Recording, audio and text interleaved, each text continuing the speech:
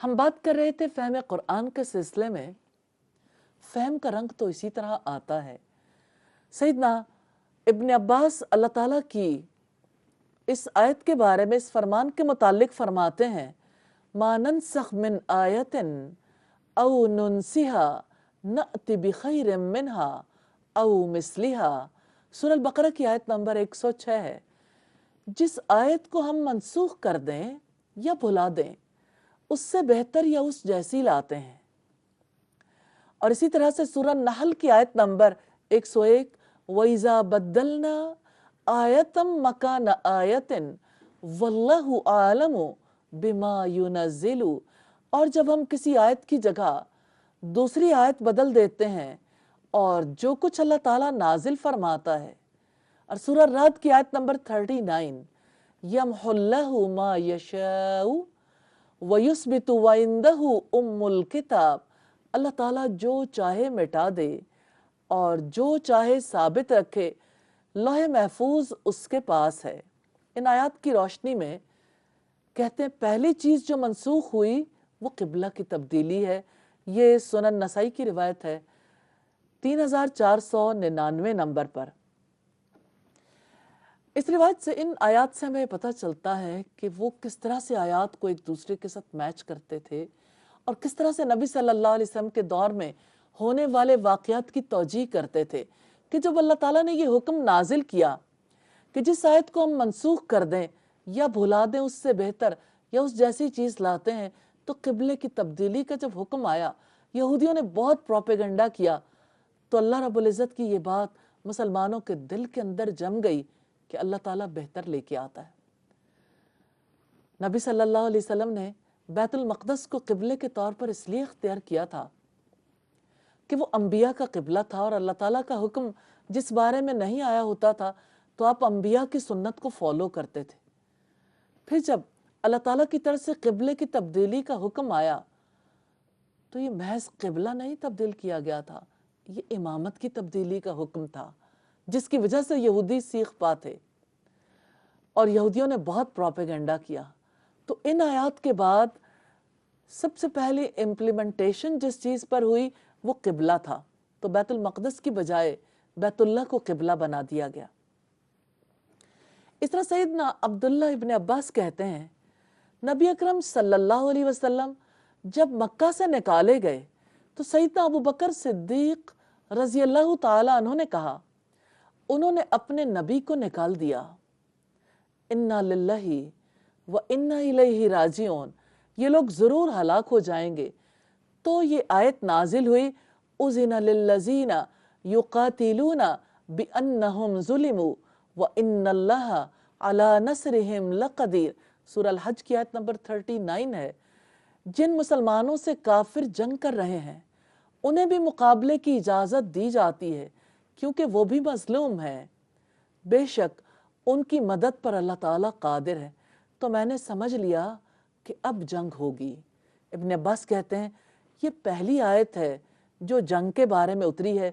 सुनन नसाई की 3085 नंबर रिवायत से पता चलता है कि वो किस कदर कुरान हकीम का फहम रखते थे कि अल्लाह ताला की जानिब से जब हुक्म आता था कि इजाज़त दी गई तो उन्होंने ये जान लिया कि अब ज़रूर जंग होगी।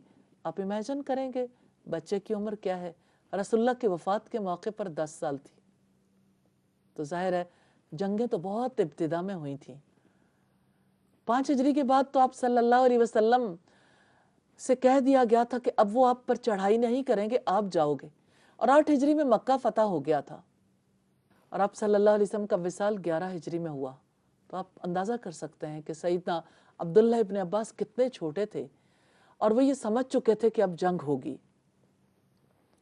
इसी तरह से उबैदुल्लाह बिन अब्दुल्लाह बिन उतबा फरमाते हैं, इब्न अब्बास रज़ी अल्लाह ताला अन्हु ने मुझसे फरमाया, क्या तुम्हें इल्म है?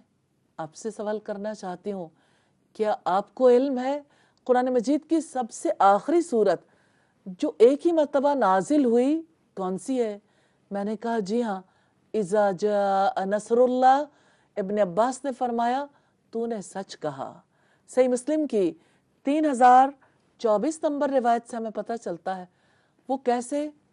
ایک دوسرے سے سوال کیا کرتے تھے، کوئز ہوتے تھے، جس کی وجہ سے قرآن مجید کے بارے میں ان کا علم بڑھتا تھا، ان کے فہم میں اضافہ ہوتا تھا۔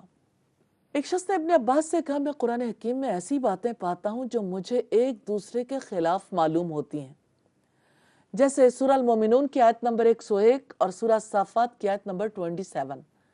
کہتے ہیں سورہ المومنون میں آیا فَلَا أَنْسَابَ بَيْنَهُمْ يَوْمَئِذٍ وَلَا يَتَسَاءَلُونَ، اس دن ان کے درمیان رشتے ناتے نہیں ہوں گے اور نہ وہ ایک دوسرے سے پوچھیں گے۔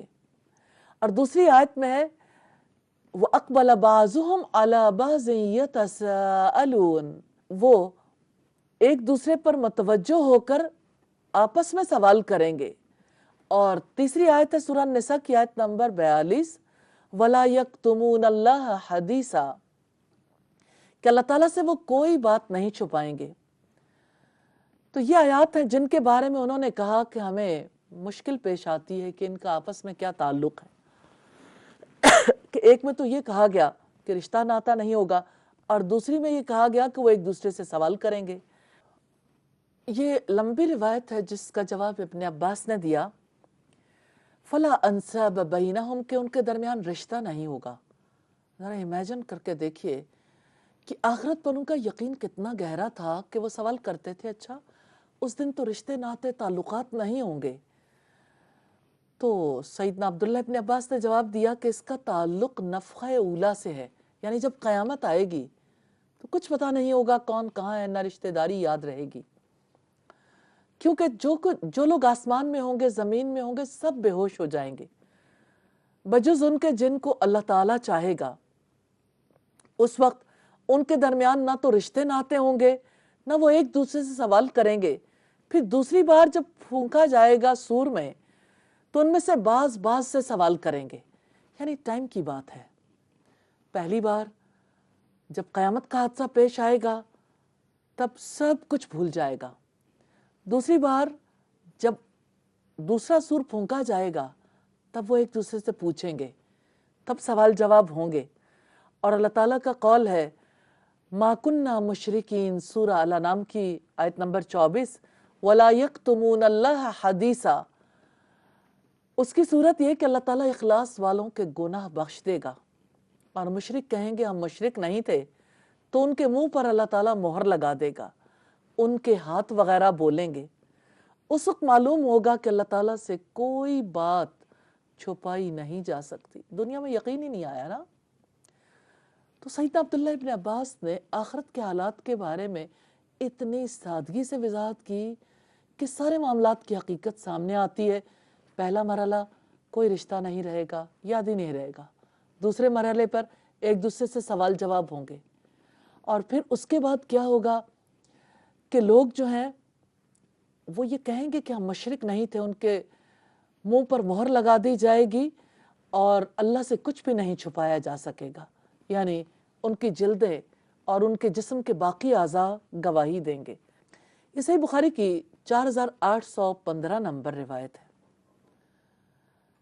اور بہت ہی دلچسپ روایت ہے سیدنا عبداللہ ابن عباس رضی اللہ تعالی عنہ سے اللہ تعالیٰ کے اس کلام کے بارے میں لا تحرک به لسانک لتعجل به، کہ اپنی زبان کو جلدی جلدی حرکت نہ دو۔